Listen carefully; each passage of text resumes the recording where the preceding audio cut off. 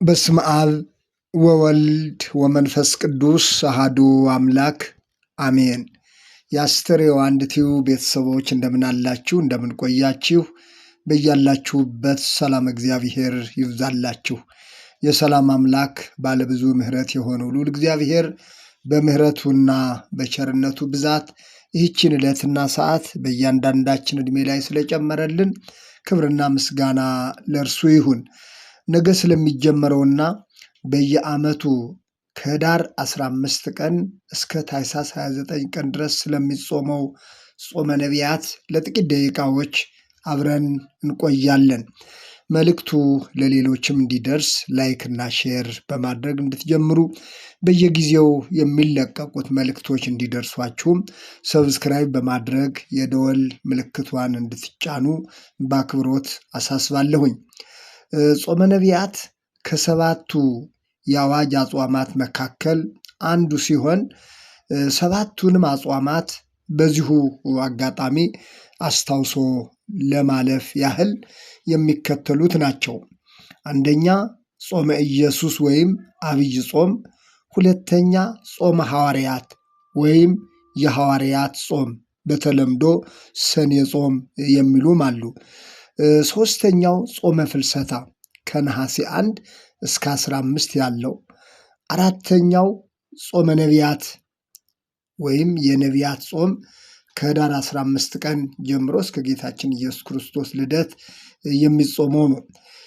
አምስተኛው ጾመ ገሃድ የልደትና የጥምቀት ዋዜማ የሚጾመው። ስድስተኛ ጾመ ነነዌ። ሰባተኛ ጾመ ድህነት ወይም ረቡዕና ዓርብ ናቸው። ሰባቱ የአዋጅ አጽዋማት እነዚህ ናቸው። በተለምዶ ጽጌ ጾም የሚሉ አሉ። ጽጌ ጾም የሚባል ግን የለም። ሕፃኑ ኢየሱስ ከእናቱ ከድንግል ማርያም ጋር የተሰደደበትን ወቅት በማሰብ የሚጾሙ ብዙ ሰዎች እንዳሉ ይታወቃል። ይህ ግን የፈቃድ ጾም እንጂ የአዋጅ ጾም አይደለም። ሰዎች በግልም ሆነ በማህበር የሚጾሙት የፈቃድ ጾም እንዳለ የሚታወቅ ነው። የጾም የጸሎትን ጥቅም የተረዳ ማንኛውም ሰው በግልም ሆነ በህብረት በጾም በጸሎት ማሳለፉ እጅግ መልካምና ተገቢ እንደሆነም የሚታወቅ ነው። በቤተ ክርስቲያን ደረጃ የተደነገጉት የአዋጅ አጽዋማት ግን የተጠቀሱት ብቻ ናቸው። ጾመ ነቢያት የምንለውና አሁን እያየን ያለነው በየዓመቱ ከኅዳር 15 ቀን እስከ ኢየሱስ ክርስቶስ የልደት በዓል እስከ ታኅሳስ 29 ወይም ደግሞ ዘመነ ዮሐንስ ሲሆን እስከ ታኅሳስ 28 ቀን የሚጾመው ነው። ይህ ጾም ነቢያት ስለሚመጣው መሲህ ክርስቶስ አስቀድሞ በትንቢት መናገር መስበካቸውን የምናስብበት ነው። ቅዱስ ያሬድም ነቢያት ሰበክዎ ሰማዕተ ኮንዎ፣ ነቢያት ሰበኩት ምስክርም ሆኑት ብለዋል። ነቢያት ሕዝቡን ወክለው እጅህን ከአርያም ላክ አድነን፣ አንተ ከሰማይ ጎብኝ እያሉ ስለሚመጣው ስለ መሲሁ ስለ ኢየሱስ ክርስቶስ ይናገሩ፣ ይተነብዩ፣ ያስተምሩ ስለነበር ነው። መድኃኒታችን ኢየሱስ ክርስቶስ በሥጋ በተገለጠበት ጊዜ አገልግሎት በጀመረበት ሰዓት ፊልጶስ ናትናኤልን ሙሴ በሕግ ነቢያትም ስለ እርሱ የጻፉትን የዮሴፍን ልጅ የናዝሬቱን ኢየሱስን አይተነዋል ያለው ለዚህ ነው። ፊልጶስን ናትናኤልን አገኘና ፊልጶስ ወደ ኢየሱስ ክርስቶስ ናትናኤልን በጋበዘ ጊዜ የተናገረው ቃል ነቢያት ሙሴ በሕግ ነቢያትም ስለ እርሱ የጻፉትን የዮሴፍን ልጅ የናዝሬቱ ኢየሱስን አግኝተነዋል አለው። የዮሐንስ ወንጌል ምዕራፍ 1 ቁጥር 46 ላይ ሙሴ የኢየሱስ ክርስቶስ ምሳሌ ነበር። ሐዋርያው ጴጥሮስ በሐዋርያት ሥራ ምዕራፍ 3 ቁጥር 22 እና 23 ላይ ገልጾት እናገኛለን። በተለይ ዘመነ ስብከት በምንለውና ከልደት በፊት በምናገኛቸው ተከታታይ ሳምንታት ነቢያት የክርስቶስን መምጣት መስበክ፣ ማስተማር መናገራቸውን በማስታወስ ቤተ ክርስቲያን ይህንን ወቅት ዘመነ ስብከት ትለዋለች። በዘመነ ስብከት የሚውሉት ተከታታይ እሁዶችም የመጀመሪያው እሁድ ስብከት፣ ቀጥሎ ያለው ብርሃን፣ ቀጥሎ ያለው ኖላዊ ይባላሉ። ስብከት የተባለው አስቀድሞ ነቢያት ስለ ክርስቶስ መመስከር መስበካቸውን የሚናገር ሲሆን ብርሃን የተባለው ደግሞ የሕይወት ብርሃን የዓለም ብርሃን የሆነው ክርስቶስ ወደ ዓለም መምጣቱን የሚያወሳ ነው። እኔ የዓለም ብርሃን ነኝ፣ እኔ የሕይወት ብርሃን ነኝ በማለት ክርስቶስ ወደ ዓለም መጥቶ እንዳስተማረ በቅዱስ ወንጌል እንደተገለጸው እነዚህ ተከታታይ ሳምንታት ዘመነ ስብከት የምንለው ወቅት ይህንን ነው የሚያስረዱን። የመጨረሻውና ከጌታችን ከኢየሱስ ክርስቶስ ልደት በፊት ያለው እሁድ ደግሞ ኖላዊ ይባላል።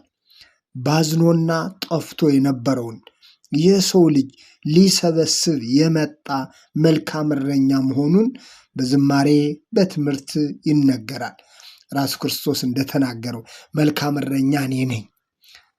መልካም እረኛ ነፍሱን ስለ በጎቹ ያኖራል እያለ በዮሐንስ ወንጌል ምዕራፍ 10 ላይ እንደገለጸው ማለት ነው። በማቴዎስ ወንጌል ምዕራፍ 9 ቁጥር 36 ላይ ደግሞ ብዙ ሕዝብ ባየ ጊዜ እረኛ እንደሌላቸው በጎች ባዝኖ አየና አዘነላቸው ተብሎ ነው የተጻፈው። ብዙ ሕዝብ ባየ ጊዜ እረኛ እንደሌላቸው በጎች ጠፍተው ባዝኖ አየና አዘነላቸው። ስለዚህ ዘመነ ስብከት የምንለው ወይም ይሄ ጾመ ነቢያት የመጀመሪያዎቹ ሳምንታት ዘመነ አስተምሮ ይባላል። በአጠቃላይ ግን ጾመ ነቢያት የምንለው የጌታችን የኢየሱስ ክርስቶስ ልደት ከመድረሱ በፊት የመወለዱ ብስራት የክርስቶስ መወለድ ከመነገሩ በፊት አስቀድሞ ያሉት ሳምንታት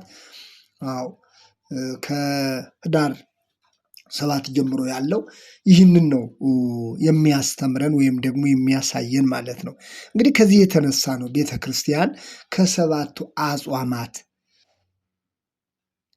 ጾመ ነቢያት የምንለውን በቤተ ክርስቲያን ደረጃ ከሰባቱ አጽዋማት ውስጥ ከታወጁት አጽዋማት ውስጥ አንዱ በመሆን የሚታሰበው ጾመ ነቢያት የምንለው የነቢያት ትምህርትና ስብከት ሁሉ በመጻሕፍቶቻቸው ያሰፈሩት ያስተምሩት የነበረው ለሕዝቡ ያስተምሩት የነበረው የነቢያት ስብከት ሁሉ የሰው ልጆች የዘመናት ናፍቆት የዘመናት ምኞት ስለሆነው ስለ ክርስቶስ የሚያወሳ ነው።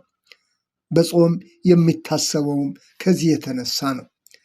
እንግዲህ ያለፉ ነገሮች እግዚአብሔር ለሰው ልጆች ያደረገውን ድንቅ ስራ ሁሉ በየጊዜው በየሰዓቱ ማሰብ ጠቀሜታው የእግዚአብሔርን ቸርነት የእግዚአብሔርን ውለታ በልጁ በኢየሱስ ክርስቶስ በኩል ዓለምን የጎበኘበት መንገድ አንዱ ይህንን ጾመ ነቢያት የምንለውን በማሰብ ነው።